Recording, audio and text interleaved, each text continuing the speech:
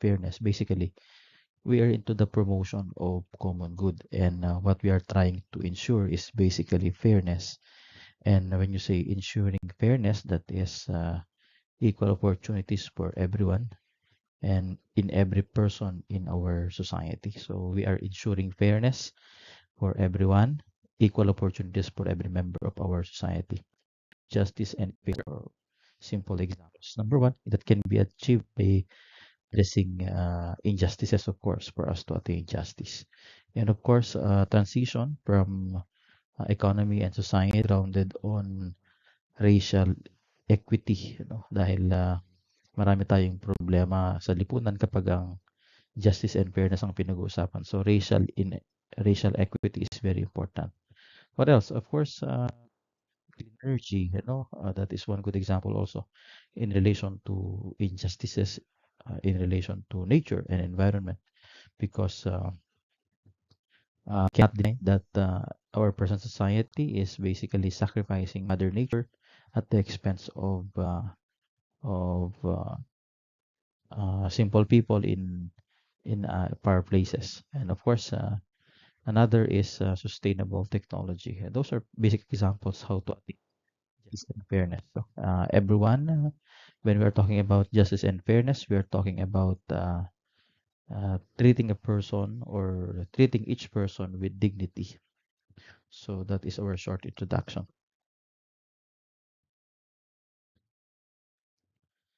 So what is justice and fairness? So justice and fairness basically refers to the principle of just conduct and ensuring that every individual receive what they deserve. So in other words, that is giving what is due to the person as members of our society. This is equal treatment and opportunity for all members. Remember, I have given you an example in our previous lessons regarding this example. I have a bread, I have the right to divide, who to choose first.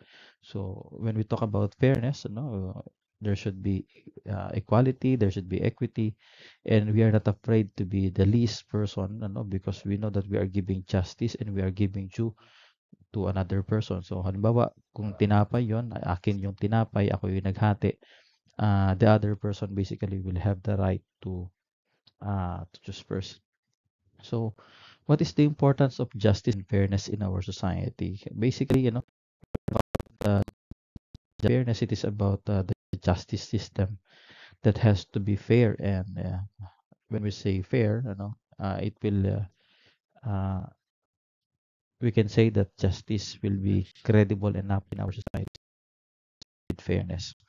A fair society must have a fair justice system, walang kinikilingan, walang pinipili, walang kinikilalang taong makapangyarihan, And of course, both in terms of equal access to justice and equal treatment by it. So lahat ng dapat. Our society today in the Philippines, it seems that justice is only for chosen or people who are powerful and influential in our society. For us to rebuild trust with the concept of justice and fairness, people must believe that justice is fair and equal and should be applied to all. We are very much aware that in our society, there is really a problem with the execution of justice and fairness, especially in our own country, Philippines.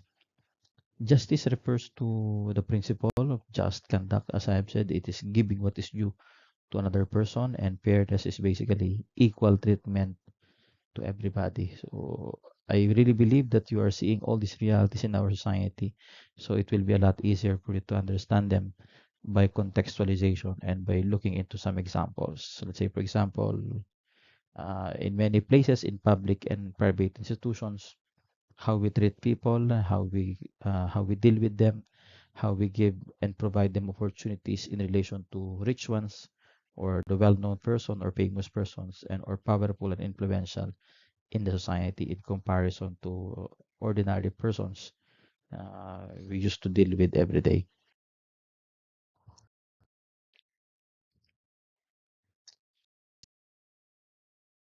Civilized society. So imagine a society without justice and fairness. So it will be shaky, magulong lipunan yan. They foster trust and promote social cohesion, protect themselves, protect rights and individuals and communities. So again, uh, a place or a community without justice and fairness, it will be basically shaky, it will be chaotic, it will be full of terror, or perhaps it will be even cruel. So ganun kahalaga ang justice and fairness. Besides, justice and fairness will also be an agent or reason to develop peace and order in a certain place. No? So ganun siya kahalaga. What are the challenges to achieving justice and fairness? It's the reality that despite the noble ideals that justice and fairness are good enough, but there are certain circumstances that challenges or hinders their realization. Bakit nga ba hindi natutupad ang hustisya at pagkakapantay-pantay sa lipunan? Number one, systematic discrimination. Para bang nasa sistema na natin na we choose people, we prefer other persons in comparison to others. Labis. Most especially with their socioeconomic disparities. Pag pinag-uusapan natin na estado ng isang tao sa lipunan, kung gaano ito kakilala, kung gaano ito ka-influential, sino ba ito, sino bang apelyido niyan, etc., etc. And of course, in relation to our inherent biases within institutions. So, sabi ko nga kanina, even in public and government and private institutions, para bang hindi naaalis yung kultura na meron tayong palaging pinapaboran. These are some basic examples how justice and fairness do not achieve or being hindered to achieve its full realization. Next slide, we have examples of injustice and unfairness. So you see there discrimination, corruption, unjust legal system, and exploitation. So discrimination, basically alam na alam natin yan, racial discrimination, gender discrimination, socioeconomic discrimination like socioeconomic disparities, mahirap mayaman, and these are examples of plague in our society. When you say plague, racial discrimination, gender discrimination, economic discrimination, lahat ng yan ay sakit ng lipunan. Of course, the reality of corruption, unjust legal system, and exploitation, pagmamalabis sa kapwa tao. Justice, rules, advocacy and activism, pakikisama sa mga non-governmental organizations to promote justice and fairness,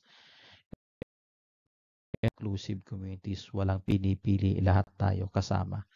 Lahat walang pinapansin kung anong estado ng buhay, anong kulay, anong pinanggalingan. Of course, this is a very easy topic. Justice and fairness are not mere theoretical concepts, but they are essential pillar for our society to survive. We have a collective responsibility for us to strive with equality, and that justice should be served for everybody. So that's it. That's very easy. Thank you and see you on the next discussion.